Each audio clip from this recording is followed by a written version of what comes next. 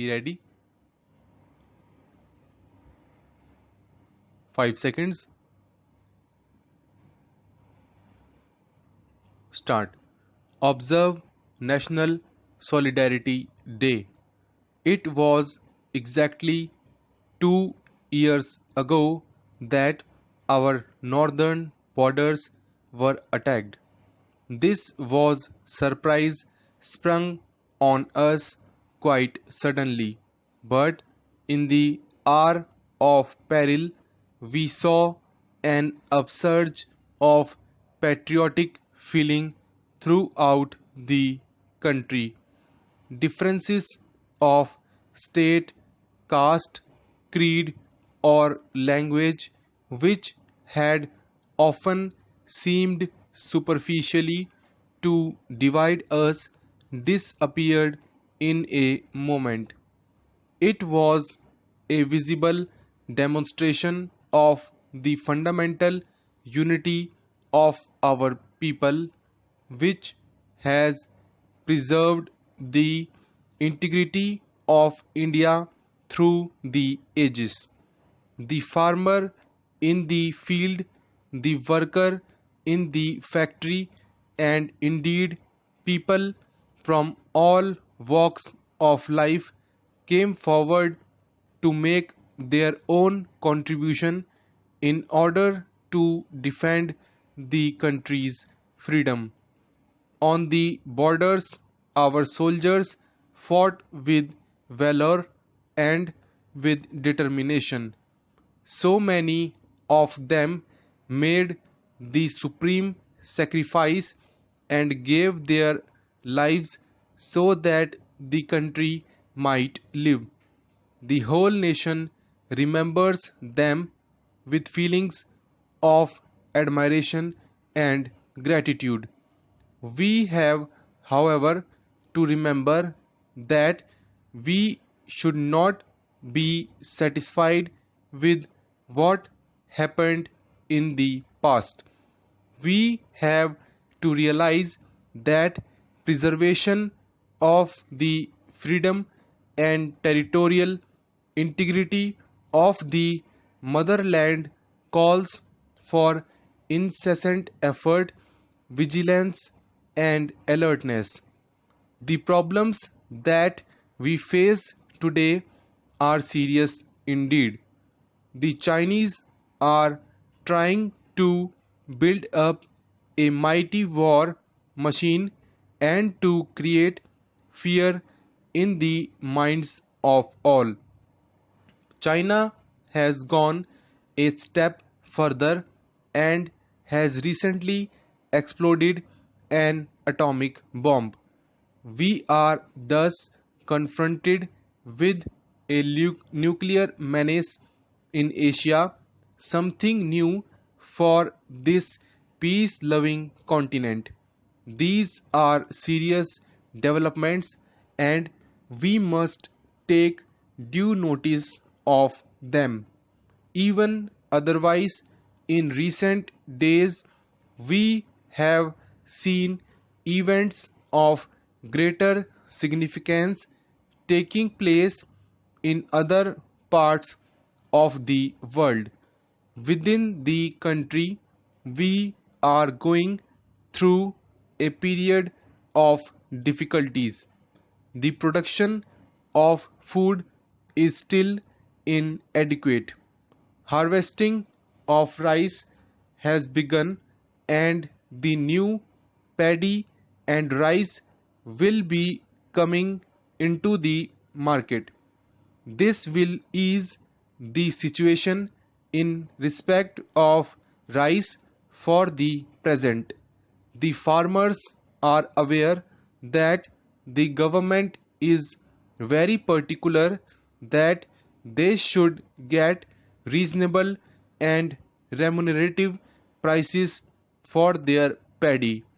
I hope they are aware of the fact that the producers' price have already been fixed and announced.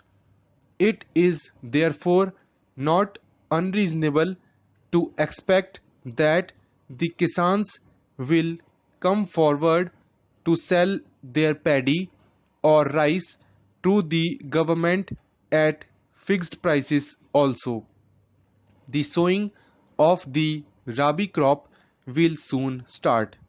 Let us try to produce much more of wheat than we did in the year 1982, which was a normal year. It is essential that the district administration should help in the supply of adequate seeds, manure, and similar other facilities.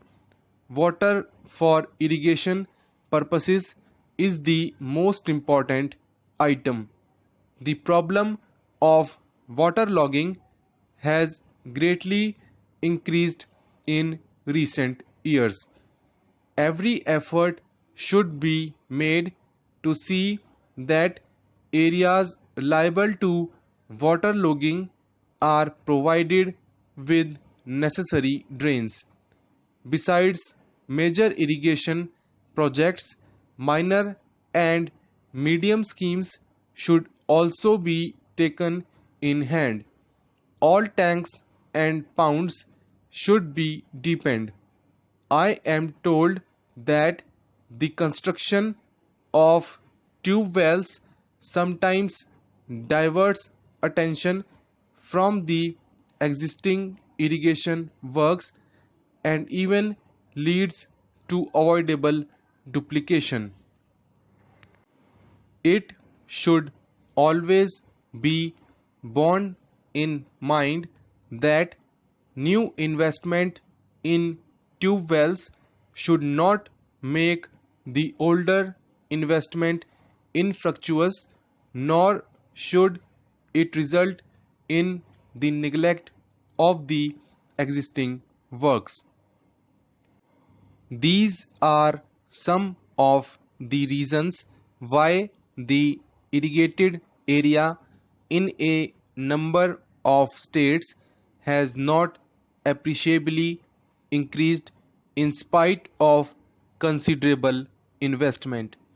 The district administration has to be much more alert and active to give all encouragement and assistance to the Kisans with a view to increasing the production of their Rabi crop. While wheat is important, there must be greater production of pulses also. The shortage of pulses has considerably added to our present difficulties.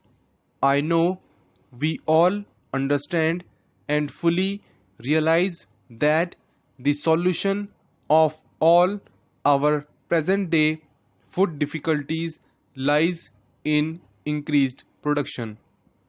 It is therefore essential that government officials in the districts and others at the state or central level, as also the farmers, should work hand in hand to produce a much better result.